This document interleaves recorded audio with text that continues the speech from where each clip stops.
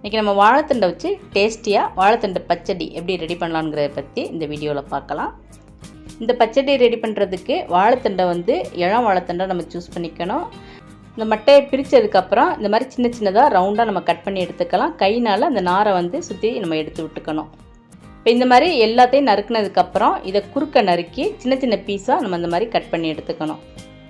தண்டை இந்த மாதிரி நைஸாக நறுக்குனதுக்கப்புறம் அதை தண்ணியில் போட்டுடலாம். இப்போ நம்ம பச்சடிக்கு தேவையான தேங்காயை அரைச்சி எடுத்துடலாம். அதுக்கு ஒரு மிக்சி ஜாரில் 1/4 கப் அளவுக்கு தேங்காய் துருவல் எடுத்துக்கலாம். இது கூட காரத்துக்கு 2 பச்சை மிளகாயும் ஒரு சிறு துண்டு இஞ்சியும் எடுத்துக்கலாம். குறைன்னு அரைச்சி எடுத்துக்கலாம், ரொம்ப நைஸாக அரைக்க வேண்டாம். இப்போ ஒரு கடாயில் 1 டீஸ்பூன் அளவுக்கு நல்லெண்ணெய் எடுத்துக்கலாம். எண்ணெய் சூடானதுக்கப்புறம் 1/2 டீஸ்பூன் கடுகு போட்டுக்கணும். கடுகு நல்லா பொரிஞ்சதுக்கப்புறம் ஒரு மிளகாவத்தில் இது மாதிரி கிள்ளி போட்டுக்கணும். வாசத்துக்கு கொஞ்சமாக கருவேப்பிலை போட்டுக்கலாம். இப்போ நறுக்கி எடுத்து வச்சுருக்க இந்த வாழைத்தண்டை அந்த தண்ணி இல்லாமல் இதில் சேர்த்துக்கலாம்.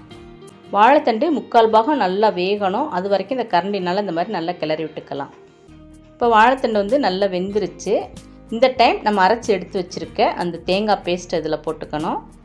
இப்போ இது கூட தேவையான அளவு நம்ம உப்பு சேர்த்துக்கலாம். இப்போ இது எல்லாத்தையும் சேர்த்து நம்ம நல்லா மிக்ஸ் பண்ணி விட்டுக்கணும். தேங்காய் சேர்த்ததுக்கப்புறம் 1 நிமிஷம் வரைக்கும் வேக விட்டால் போதும். அதுக்கு மேலே இதை நம்ம வேக விட வேண்டாம். இப்போ 1 நிமிஷம் இது நல்லா கிளறினதுக்கப்புறம் 1/4 கப் அல்லது 1/2 கப் நம்மளோட தேவைக்கேற்ப புளிக்காத தயிரை இதில் ஊற்றிக்கணும். வாசத்துக்கு கொஞ்சமாக பொடியாக நறுக்குனா கொத்தமல்லி தலையை போட்டுக்கலாம். தயிர் சேர்த்து நல்லா மிக்ஸ் பண்ணதுக்கப்புறம் நம்ம அடுப்பை ஆஃப் பண்ணிடணும். அவ்வளோதான், நம்மளோட டேஸ்டியான வாழைத்தண்டு பச்சடி இப்போ ரெடி ஆயிடுச்சு.